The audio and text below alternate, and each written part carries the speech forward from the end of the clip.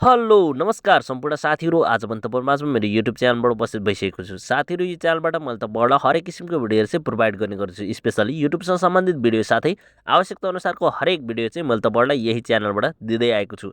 साथीहरु आज पनि तपाईहरुमाझ एउटा भिडियो लिएर आएको छु। भिडियो केको लागि भन्ने कुरा पक्कै पनि तपाईहरुले थम्बनेल हेरेर थाहा पाइसक्नु भएको छ।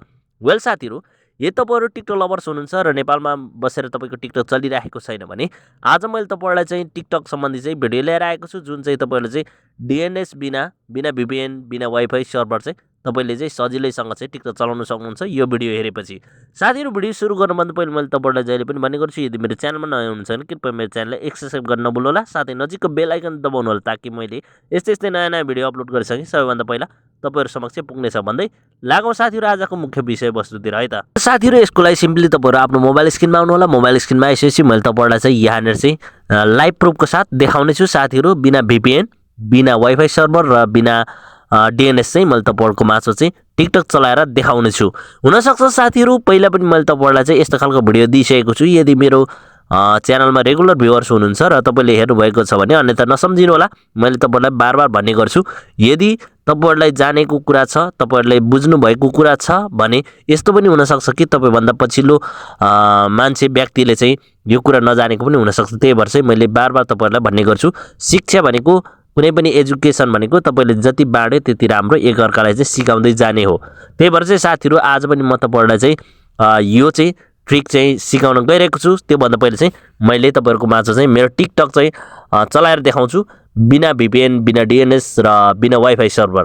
अब तपाईहरुलाई फेरि के जानकारी गराउँछु भने मेरो टिकटक चाहिँ कुनै सेटिङ अथवा VPN कुनै DNS सेटिङ बिना चाहिँ चल्दैन है साथीहरु। त्यही भएर चाहिँ तपाईहरु माझ चाहिँ अब चाहिँ तर म चलाएर देखाउने छु। अब कसरी भन्ने कुरा चाहिँ म त्यसपछि बताउने छु। अब जस्तो कि मैले चाहिँ यहाँनेर चाहिँ टिकटकमा जान्छु, त्यसपछि सिम्पली टिकटक क्लिक गरौँ।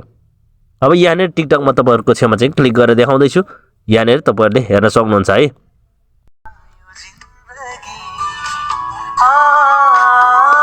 तपाईहरुले हेर्न सक्नुहुन्छ यहाँनेर मेरो टिकटक चाहिँ मजाले चलिरहेछ है। तपाईहरुले हेर्न सक्नुहुन्छ यहाँनेर है टिकटक अब चलिरहेको छ।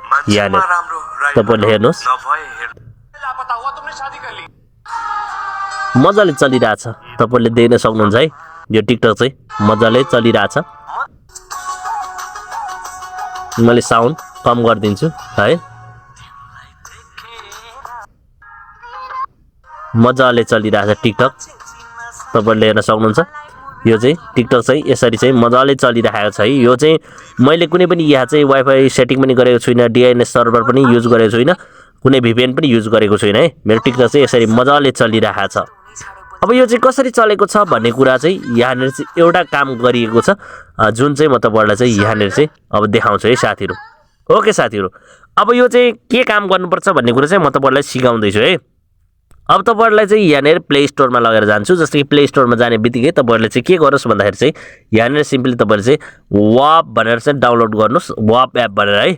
वाप एप भनेर चाहिँ यहाँ वाप भनेर लेख्ने बित्तिकै तपाईको चाहिँ यहाँनेर यो खुलिहाल्छ वाप एप। यो चाहिँ सिम्पली तपाईले डाउनलोड गर्नुस्। यसलाई डाउनलोड गरेर तपाईले चाहिँ ओपन गरेर कनेक्ट गरिदिनुस्। अब जस्तै कि मैले तपाईहरुको माझमा चाहिँ फेरि यो देखाउँदै छु, तपाईहरुलाई यस्तो लाग्न थाल्छ कि यो वाप एप भनेको VPN भनेर। यो चाहिँ एकदमै VPN होइन। म तपाईहरुलाई चाहिँ फेरि पनि आज पनि म तपाईहरुलाई चाहिँ प्रुफ दिनेछु यो VPN किन होइन भन्ने कुरा चाहिँ म तपाईहरुलाई चाहिँ यहाँनेर प्रुफ पनि दिनेछु है साथीहरु।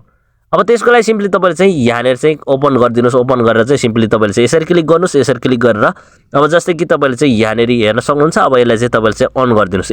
यति तपाईले चाहिँ अन गर्ने बित्तिकै तपाईको नचलेको टिकटक चाहिँ सजिलोसँग इजिली तपाईको चाहिँ मजाले टिकटक चाहिँ मजाले चल्नेछ है साथीहरु।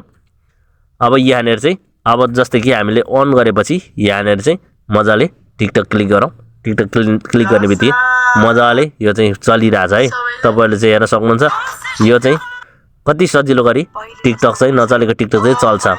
अब यो त चल्छ सबैलाई थाहा छ है, तर यो चाहिँ कसरी VPN होइन भन्ने कुरा चाहिँ अब म तपाईहरुलाई चाहिँ यहाँनेर चाहिँ जानकारी गराउँछु।